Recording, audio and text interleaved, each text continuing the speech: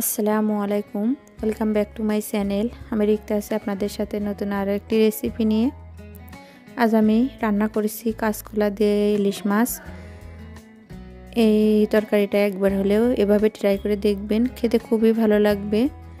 আর খুব সহজভাবে আমি রান্না করার চেষ্টা করি, যাতে যে কেউ এভাবে রান্না করে নিতে পারে। অনেকে আছে নতুন রাঁধুনি বা ব্যাচেলার ভাইরা একা থাকেন, তারাও খুব সহজে এই রান্নাটা করে নিতে পারবেন।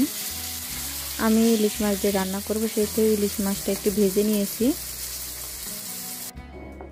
আর কাঁচকলাটা আমি কেটে নিয়েছি এইভাবে।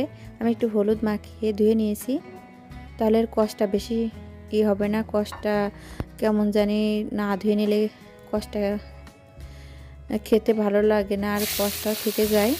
আমি একটু হলুদ মাখিয়ে ধুয়ে নিয়েছিলাম। আর এখন আমি পেঁয়াজ কুচি আর কাঁচামরিচ চিরা দিয়ে দিয়েছি তেলের ভিতরে। আমি আর কোনোই মশলা দিব না। এখন আমি দিয়ে দেবো স্বাদ মতো লবণ,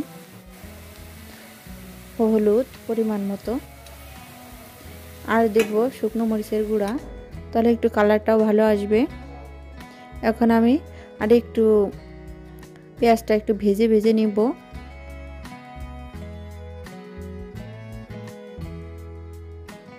এখন আমি কাঁচকলাটা দিয়ে দিয়েছি।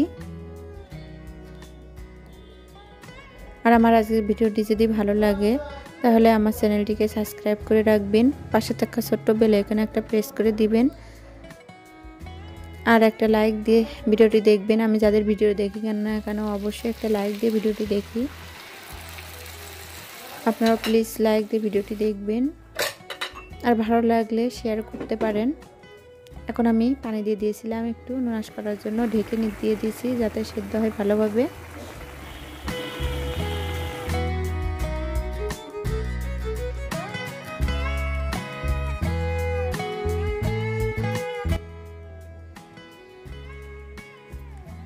আর এখন কাঁচকলা প্রচুর পাওয়া যায়। শীত আসলে কাঁচকলাটা খেতে ভালো লাগে না, কিন্তু গরমের সিজনে কলাটা খেতে ভালো লাগে খুবই। আর এতে অনেক উপকার। কাঁচকলা তরকারিটা অনেক শরীরের জন্য অনেক উপকারী একটা তরকারি। আমি ভালোভাবে নুনাস করে নিব,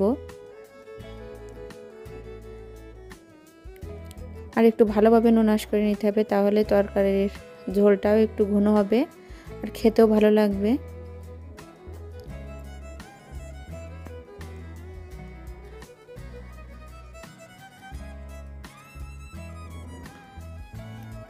এখন আমি ঝোলের পানি দিয়ে দিয়েছি।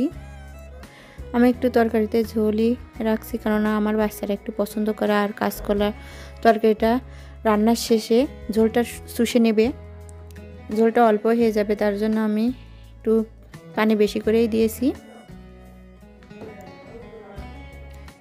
দিয়ে আমি আরও কিছুক্ষণ রান্না করে নিব।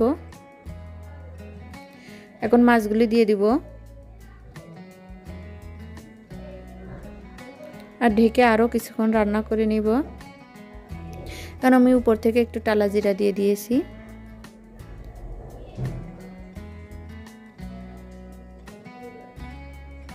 দিয়ে আরও কিছুক্ষণ একটু রান্না করে নিব।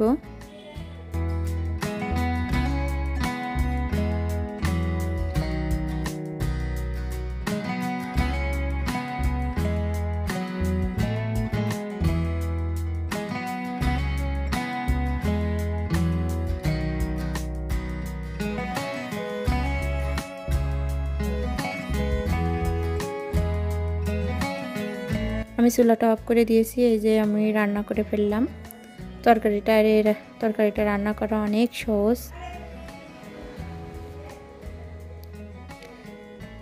আপনারা সবাই ভালো থাকবেন। ভিডিওটি ভালো লাগলে অবশ্যই একটা লাইক দিবেন, চ্যানেলটিকে সাবস্ক্রাইব করে রাখবেন। খুদা হাফেজ।